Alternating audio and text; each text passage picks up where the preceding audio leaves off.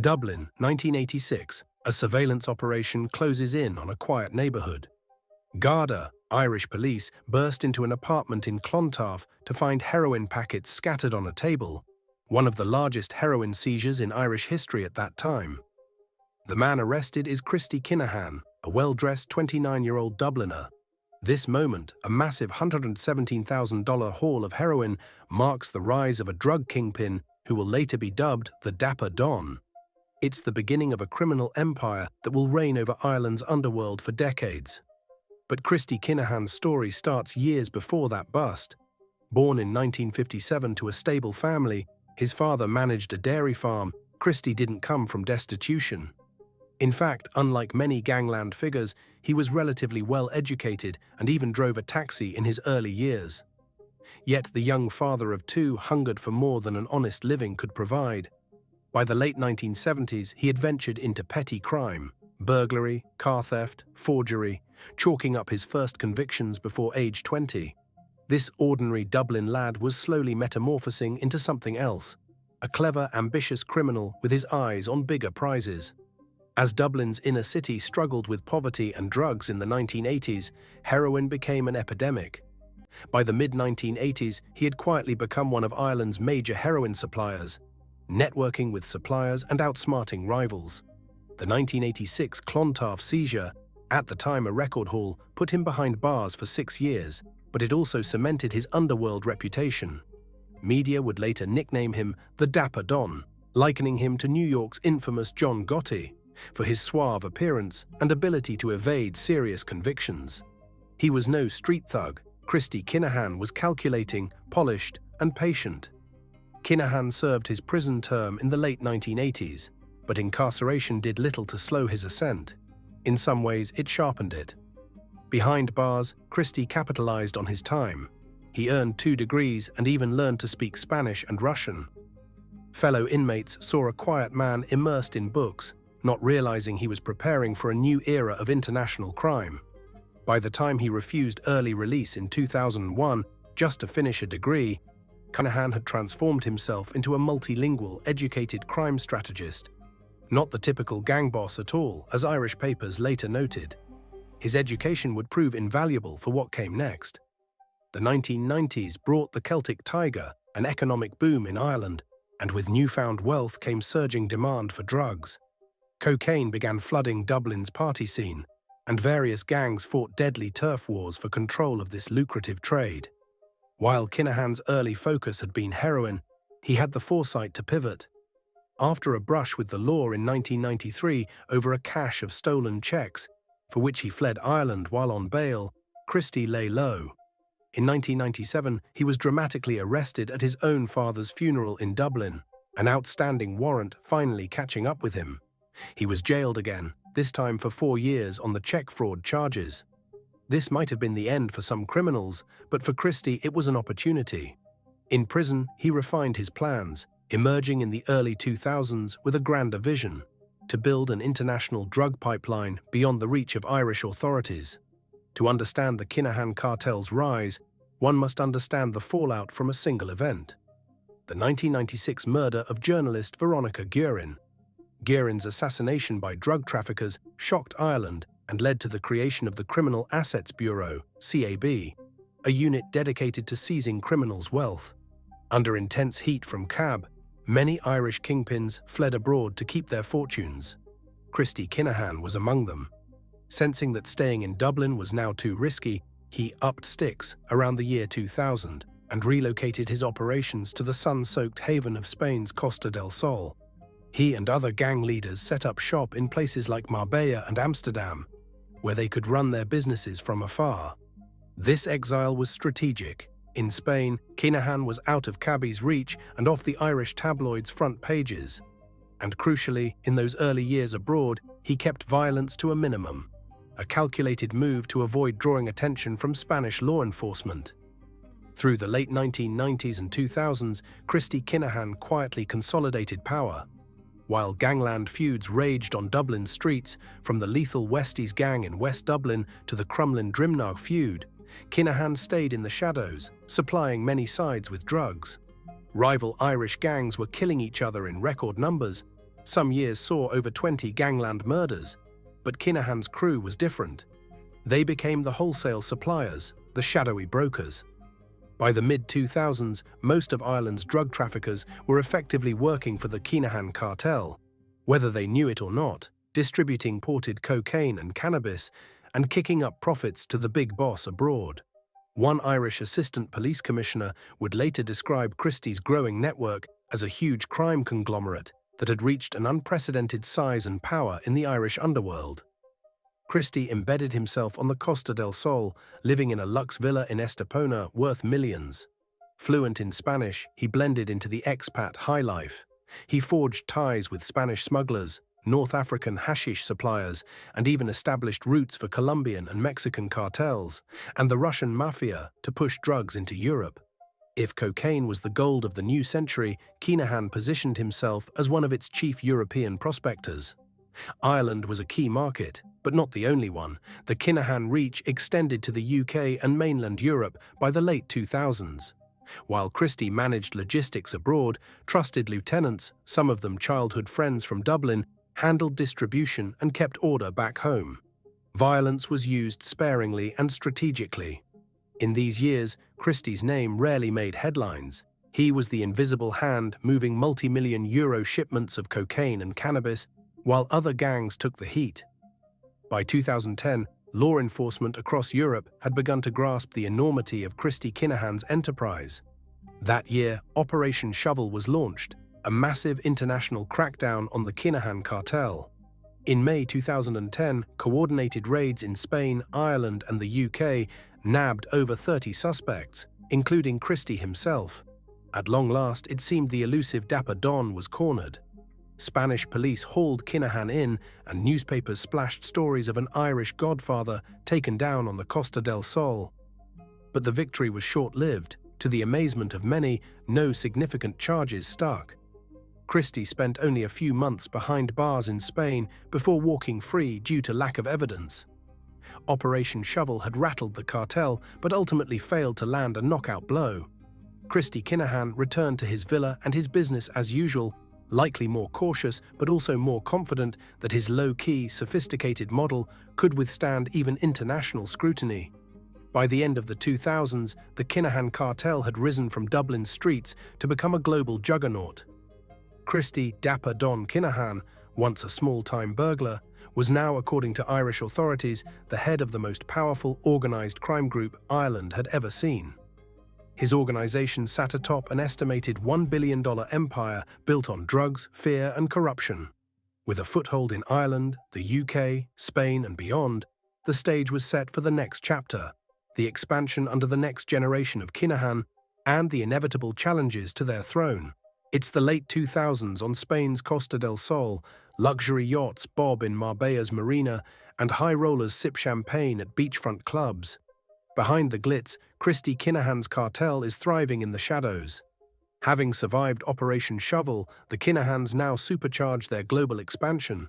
This era will see the cartel morph into a transnational drug and arms powerhouse, with alliances spanning continents, and Christy's eldest son, Daniel Kinahan, stepping forward as the new face of the empire.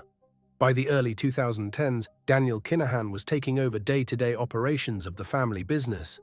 Groomed by Christy, Daniel had learned the trade young and inherited his father's smarts and ambition. He was nothing if not bold, and he had a passion that would define this chapter of expansion: boxing. But before the boxing rings and Las Vegas fights, Daniel cut his teeth in the cartel's core business: drugs, guns, and money. Under Christy's guidance, he helped strengthen partnerships with other underworld titans. The Kinahan cartel became a key player in what Europol later called a European super cartel, a consortium of the biggest drug lords cooperating to dominate the cocaine trade. Kinahan emissaries struck deals with South American suppliers, including allegedly El Chapo's Sinaloa cartel in Mexico. They linked up with Italy's Camorra and 'Ndrangheta, British crime families, Dutch kingpins, Moroccan hashish smugglers, even paramilitary groups like Hezbollah, anyone who could help move product or launder money.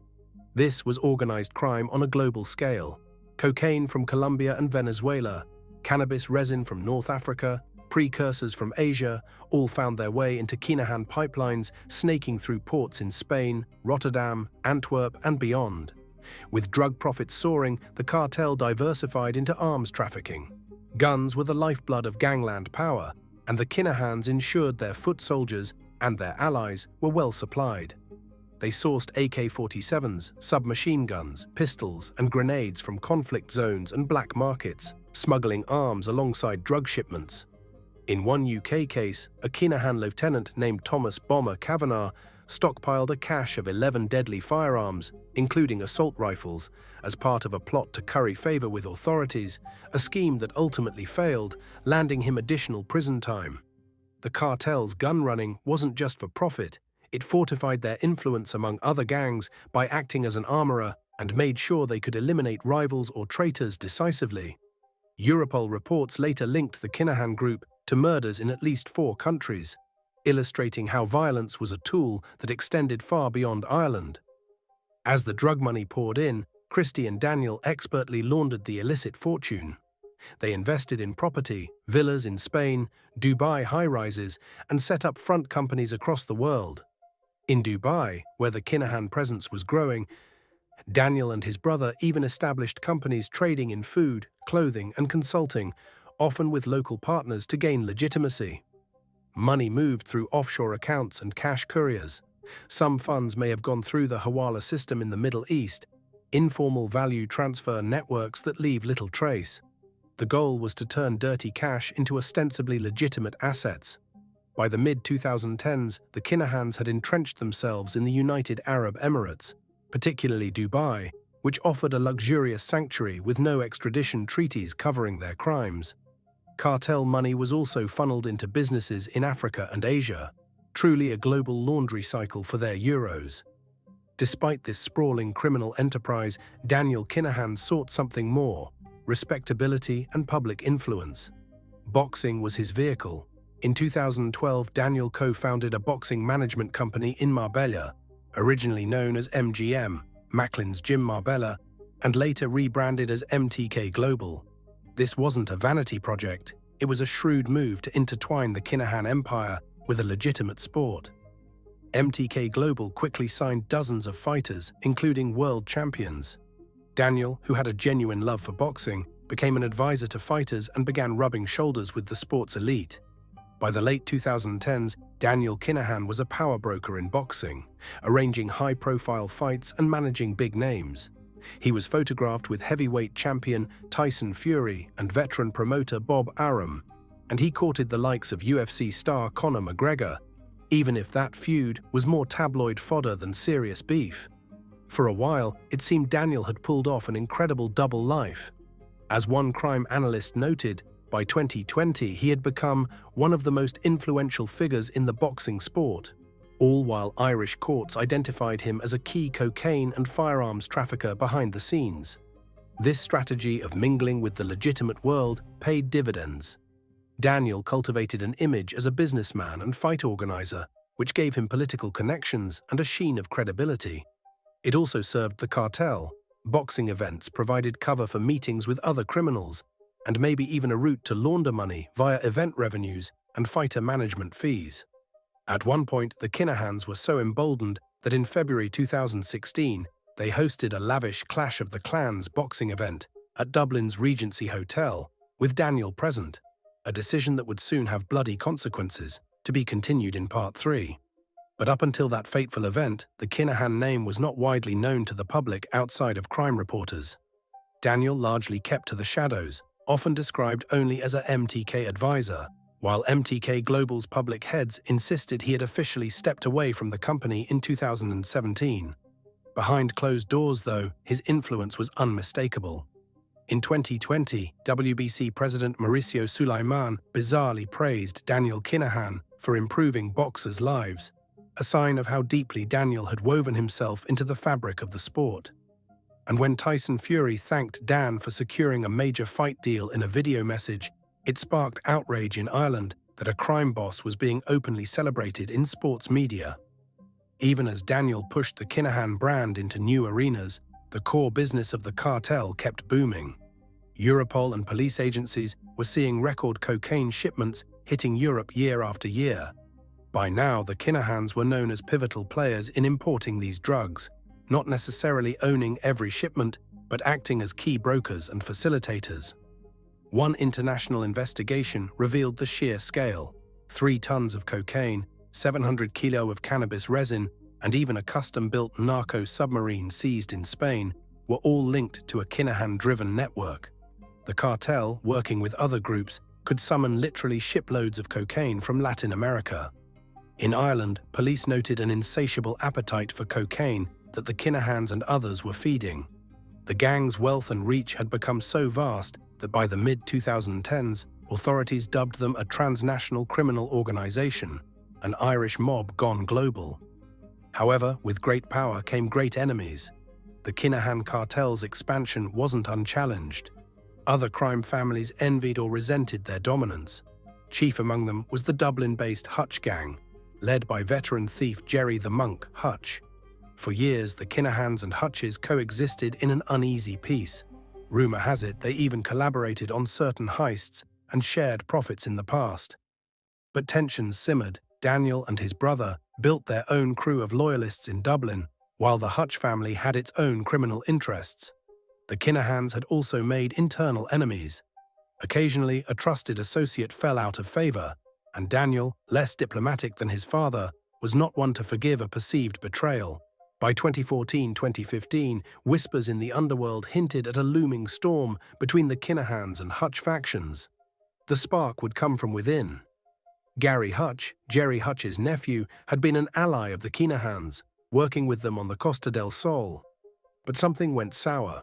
Reports vary, but Garda sources later said the Kinahans grew suspicious that Gary Hutch was skimming money or even acting as a police informant, a claim believed to be false. Worse, they thought Gary plotted to assassinate a Kinahan lieutenant in a dispute. Daniel Kinahan's response was deadly. A hit was ordered on Gary. An attempt on Gary's life failed in 2014, leading to frantic negotiations between the Kinahan and Hutch families. In a remarkable deal, the Hutch side paid a large 6-figure sum, hush money, to the Kinahans to spare Gary's life, and Gary agreed to leave the drug trade. For a time, it appeared the issue was resolved. Gary returned to Spain, thinking the slate was clean. But the deal was a trap. On the morning of September 24, 2015, as Gary Hutch exercised by a swimming pool in Miraflores, Marbella, a gunman chased him down and shot him dead. The Kinahan cartel had betrayed the peace agreement and murdered the 34-year-old Gary in cold blood. It was a brazen betrayal that would light the fuse on a war. By late 2015, word of Gary Hutch's execution, essentially at Daniel Kinahan's behest, reverberated through Dublin's underworld. Jerry Monk Hutch was reportedly devastated and furious at his nephew's slaying. Quiet, calculating Jerry began plotting revenge from the shadows. The stage was set for a deadly feud that would explode onto international headlines and ultimately threaten the very existence of the Kinahan Empire. February 5, 2016, Regency Hotel, Dublin. It's mid-afternoon at a boxing weigh-in event for an MTK-promoted fight. The lobby is crowded with fans, families, and fighters. Among the crowd is Daniel Kinahan, attending the event he helped organize, surrounded by his associates. Suddenly, a man disguised as a woman in a wig pulls an AK-47 from a handbag, while across the room, gunmen outfitted in fake police tactical gear storm in with rifles. Pandemonium erupts. People dive for cover as gunfire echoes through the hotel's halls. The target is clear, the Kinahan contingent. When the chaos subsides, Daniel Kinahan is nowhere to be found. He narrowly escapes unharmed in the melee. But one of his close associates, David Byrne, lies dead on the marble floor. Byrne, a 34-year-old Kinahan lieutenant, was riddled with bullets in front of dozens of witnesses. The Regency Hotel attack was like a scene from a movie. But it was brutally real, a retaliation by Hutch-aligned hitmen for the murder of Gary Hutch. It was the opening salvo in what became Ireland's bloodiest gangland feud. And for the Kinahan cartel, it marked the beginning of their downfall. The Hutch-Kinahan feud that erupted in 2016 would leave a trail of bodies and attract unprecedented law enforcement attention. Just 72 hours after the Regency attack, the Kinahan side struck back. On February 8, 2016, Eddie Hutch Sr., Jerry Hutch's older brother, was gunned down at his home in Dublin's north inner city. He was unarmed, an easy target. Assassins pumped bullets into him in retaliation for David Byrne's death. Over the next weeks and months, a tit-for-tat cycle of murder gripped Dublin.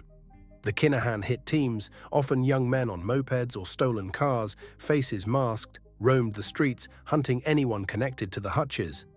They killed Noel King-Size Duggan, a longtime friend of Jerry Hutch, in March 2016 as he sat in his car. In April, they shot dead Martin O'Rourke, a young man mistakenly identified as a Hutch associate, in broad daylight. An innocent victim caught in the carnage. Michael Barr, who had unknowingly helped the Regency hit squad, was executed at a pub in April 2016. In May, Gareth Hutch, Jerry's nephew, was murdered in his apartment parking lot as he buckled his child into a car seat. By the end of 2016, at least 11 men lay dead in this feud, most of them shot in the head on Dublin's streets. The once shadowy Kinahan cartel was now front-page news daily, its violence exposed for all to see. The sheer brazenness of the Kinahans during the feud stunned Ireland. It was as if Daniel Kinahan and his cohorts were trying to send a message, or perhaps scrambling to quash the Hutch threat through terror. But each killing only steeled Jerry Hutch's resolve for revenge. He and his network struck back where they could, though more of the bloodshed was Kinahan on Hutch. By 2017, the toll had climbed. 18 lives would be lost to the feud by 2021. The Irish public, watching this mob war play out, grew both fearful and angry. And the Garda, who had long faced criticism for not doing enough against big gangsters, launched an unprecedented crackdown. Specialized task forces were set up, armed officers patrolled vulnerable neighborhoods, and the government poured resources into stopping the cycle. For the Kinahans, this intense heat was something they had largely avoided when they operated from abroad quietly. Now they were labeled Ireland's public enemy, such a one. International authorities also started closing in. The Kinahan-Hutch feud had spillover outside Ireland. Gary Hutch was killed in Spain. A Kinahan hit team planned to kill Hutch family members on the Costa del Sol. Even Spain's Guardia Civil and Interpol were drawn into the case, sharing intel with the Irish. The Hutch side wasn't innocent either. In 2018, Hutch associates in Spain were caught with a hit list targeting Kinahan leaders, a plot foiled by Spanish police. The European authorities, now fully aware of the Kinahan presence in their backyard, began cooperating in ways never seen before. This narco-terror on EU soil simply could not be ignored. Meanwhile, key operatives of the Kinahan cartel started falling. In August 2017, Thomas Bomber Kavanagh, effectively the Kinahans' UK boss, was arrested after NCA agents found 23 kilos of cocaine and 8 guns linked to his crew. He was later sentenced to 21 years in a British prison for drug trafficking, a major blow to the cartel's UK branch. Other trusted lieutenants met grim fates. In September 2018, hitman Freddie Thompson was convicted in Dublin of a feud-related murder and sent to prison for life. Irish and Spanish police also targeted the cartel's money men. They raided properties, seizing luxury cars, cash and ledgers. The noose was tightening around the Kinahan organization. However, the leadership, Christy, Daniel and Christy Jr., remained elusive, sheltered abroad. By 2017, all 3 Kinahans were believed to be in Dubai, enjoying the high life in a city that, at the time, offered them a safe harbor. Daniel continued to dabble in boxing from afar and reportedly held meetings with other cartel figures in the UAE. It seemed like the Kinahans might weather even this storm by lying low overseas. That turned out to be wishful thinking. As the feud raged, pressure built for a coordinated international response. In April 2022, that response came. In a dramatic press conference in Dublin on April 12, 2022, flanked by Irish police and Europol officials, the US ambassador to Ireland, Claire Cronin, announced US sanctions against the Kinahan cartel and something even more staggering: a $5 million bounty on each of the 3 Kinahan leaders. The Kinahans were now formally designated by the US as a significant transnational criminal organization, their bank accounts frozen, their names blacklisted worldwide. Ambassador Cronin didn't mince words. The reward was for information leading to the financial destruction of the Kinahan organized crime group, or the arrest and conviction of Christy, Daniel, or Christopher Jr. It was unprecedented for the US government to target an Irish gang, a sign of just how big and international the Kinahans had become and how serious the threat was perceived. In the wake of the sanctions, the fallout was immediate. Dubai, under heavy diplomatic pressure, reportedly froze assets and bank accounts tied to the Kinahans. Their business partners scampered away. Within days, Daniel Kinahan's pride and joy, MTK Global, ceased operations entirely, citing unprecedented scrutiny and inability to continue when its founder was sanctioned. Fighters were left managerless, gyms shut down. The Kinahan name was now poison in any legitimate circle. Tyson Fury and other boxers hastily distanced themselves from Daniel, with public warnings from law enforcement that anyone who dealt with Kinahan was effectively consorting with criminals. The message from the top was clear: no more impunity. These moves dealt a hammer blow to the cartel's finances and freedom of movement. Christy Kinahan Sr., who was about 65 by then, and his two sons suddenly found themselves hunted men. The US, Irish, British, and EU authorities had formed a multi-country task force laser-focused on dismantling the Kinahan enterprise. As one Irish assistant commissioner put it in 2023, the Kinahan cartel has been substantially degraded by successive operations by Irish, British, Spanish, and US authorities. Years of investigations were now bearing fruit. Over $2 million in cash was seized in Ireland in various raids. Properties worth far more were confiscated or frozen. Even the Kinahans' legendary ability to hide money was meeting its match as financial documents and encrypted phone messages from networks like EncroChat were intercepted.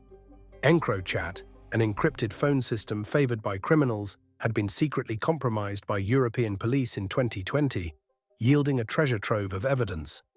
Among the intercepted chats were communications of Kinahan operatives coordinating drug shipments and hits. This intel directly led to high-profile arrests. In 2023, Liam Byrne, one of Daniel's most trusted men and the head of the Kinahan faction in Ireland, Josh UK, was lured out of Dubai and arrested in Spain while dining with family. Byrne, whose own brother David was the one killed at the Regency, was wanted for weapons trafficking. The UK's NCA had evidence, thanks to EncroChat, that Byrne and an associate were sourcing pistols and submachine guns for the cartel. Irish police hailed Byrne's capture as a particularly significant development in the effort to dismantle the Kinahan gang. Alongside him, a younger Kinahan associate, Jack Kavanagh, no relation to Thomas Kavanagh, coincidentally, was nabbed in a Dubai airport transit, caught trying to slip away to Turkey. One by one, the dominoes were falling. Law enforcement on multiple continents were now in daily cooperation. A senior Garda officer in 2023 noted that agencies from the US to Colombia to the UAE were sharing intel like never before. Relationships we never had before. Now we can pick up the phone anytime, day or night, he said of the new United Front. The Garda even expanded liaison posts to Dubai and Colombia, embedding officers to coordinate the hunt. The Kinahans, who once exploited international gaps, found no safe haven. Christy Kinahan was reportedly forced to flee his luxury Dubai base and move frequently. There were sightings of him in places like Zimbabwe and Oman, looking for refuge, but nowhere is truly safe with a $5 million tag on one's head and the combined might of Western law enforcement in pursuit. By 2025, the mighty Kinahan cartel is a shell of its former self. Assistant Commissioner Justin Kelly stated the gang is no longer the dominant force it once was, and has been largely degraded by relentless operations. Their drug routes and contacts still exist, but many have been taken over by others or disrupted. Crucially, the Kinahans' ability to orchestrate violence has been blunted. Their hitmen are dead or jailed, their bankrolls under siege. We have made it difficult for the Kinahan leaders to fund or organize any hit teams again, Kelly explained, noting that assassinations require big money and logistics that the cartel can no longer easily muster. Indeed, the once unending feud with the Hutches finally petered out, as the Kinahan side could not sustain the campaign of murder under intense police pressure.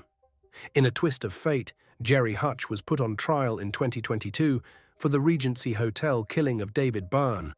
But in 2023, he was acquitted due to lack of evidence, walking free from court while the Kinahans remained in hiding.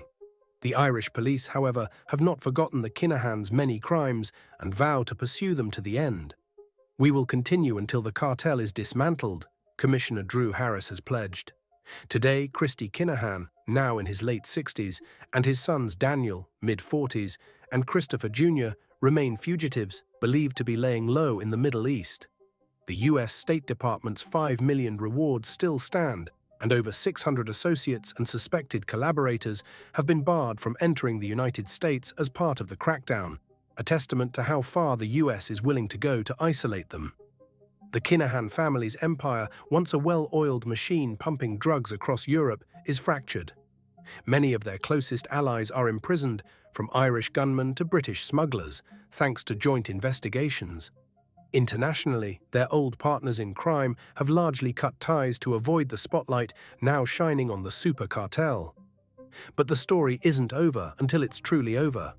The Kinahans have proven resourceful in the past, surviving arrests, betrayals, even gangland wars.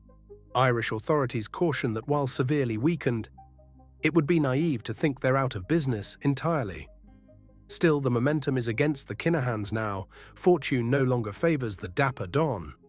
The man who once strode freely in Marbella and Dubai now has to look over his shoulder at every turn.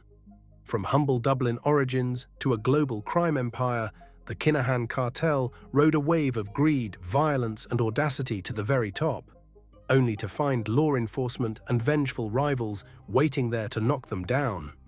In the end, the Kinahan saga is a cautionary tale, a story of power and hubris, of a criminal dynasty that rose from the streets to build a narco superpower. They left in their wake countless lives ruined by drugs, a trail of bodies from Dublin to Spain, and a legacy that authorities are hell-bent on erasing. As of this narration, the net continues to close. It may take time. As one detective said, dismantling the Kinahan cartel will take a lot of time and painstaking work, but the writing is on the wall. The fall of the Kinahan cartel is underway, piece by piece, and justice, slowly but surely, is catching up with the Dapper Don and his sons.